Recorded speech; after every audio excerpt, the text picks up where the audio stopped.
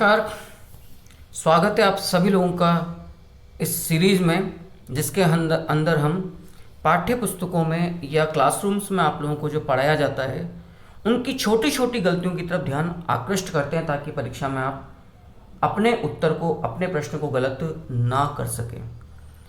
इतिहास की भयंकर भूल नामक इस शॉर्ट वीडियोज की सीरीज में मैं आज जिस त्रुटि की तरफ आपका ध्यान आकृष्ट कर रहा हूं, उस त्रुटि को बहुधा लोग काफ़ी अब तो सुधार हो चुका, उसके बावजूद भी जो एक कोचिंग्स में ट्रेंड है कि आप गाइड्स में जो गलतियां दे रखी हैं उन्हीं को आप बार बार रिपीट करते रहते हैं, तो उस रूप में उसको लिखाते रहते हैं और कई बार आप सही उत्तर सामने होने के बावजूद भी फिर उससे गलत करके आ जाते हैं।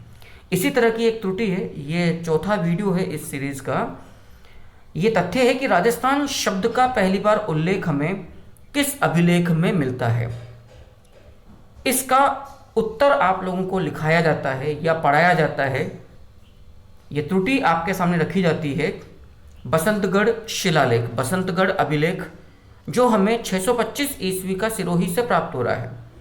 बसंतगढ़ अभिलेख में हमें राजस्थानियादित्य शब्द के रूप में राजस्थान शब्द का उल्लेख मिलता है। आप लोग देख सकते हैं राजस्थान, ये देखिएगा, राजस्थानियादित्य शब्द का उल्लेख हमें बसंतगढ़ शिलालेख 625 ईस्वी से सिरोही से जो प्राप्त हो रहा है उसमें मिलता है। इसमें आप लोग देख सकते हैं राजस्थानीय प्लस आदित्य, राजस्थानियादित्य शब्द के रूप में हमें राजस्थान का अप्रत्यक्ष उल्लेख प्राप्त होता है।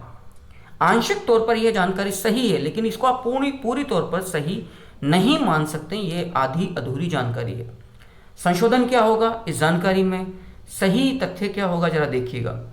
असल में बसंतगढ़ शिलालेख से काफ़ी पहले एक शिलालेख हमें प्राप्त होता है, जो है चित्तौड़गढ़ अभिलेख, जो 532 ईस्वी का है, चित्तौड़गढ़ से प्राप्त हुआ है। चित्तौड़गढ़ अभिलेख जो 532 ईस्वी का है, इसमें हमें राजस्थानीय शब्द का उल्लेख मिलता है।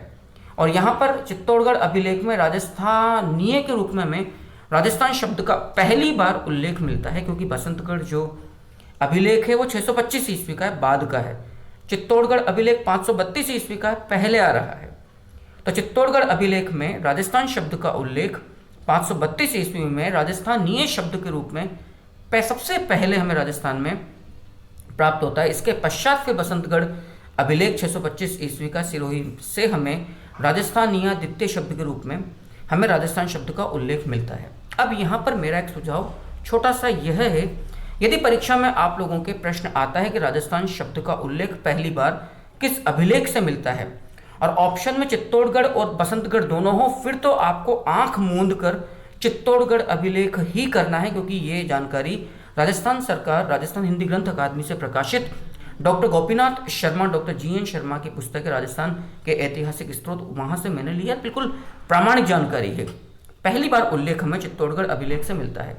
लेकिन ऑप्शंस में से यदि वो चित्तौड़गढ़ अभिलेख को गायब कर देता है और जूनागढ़ अभिलेख, आमेर प्रशस्ति, कीर्ति स्तंभ प्रशस्ति और बसंतगढ़ अभिलेख देता है, तो जो सेकंड विकल्प है बसंतगढ़ अभिलेख 625 ईस्वी का, जिसमें हमें राजस्थानियादित्य शब्द के रूप में राजस्थान शब्द का उल्लेख मिलता है, तो चित्तौड़गढ़ विकल्प में ना हो, फिर हमें बसंतगढ़ सही करना है। उम्मीद करता हूँ कि शॉर्ट वीडियोज की ये सीरीज आपको पसंद आ रही होगी और रोजाना आप अपने एक तथ्य को सही करके परीक्षा में पूरे तौर पर त्रुटि रहित होकर जा सकते हैं और अपने भविष्य के लिए एक सीट को पक्की कर सकते हैं। शुभकामनाओं सहित वंदे मातरम।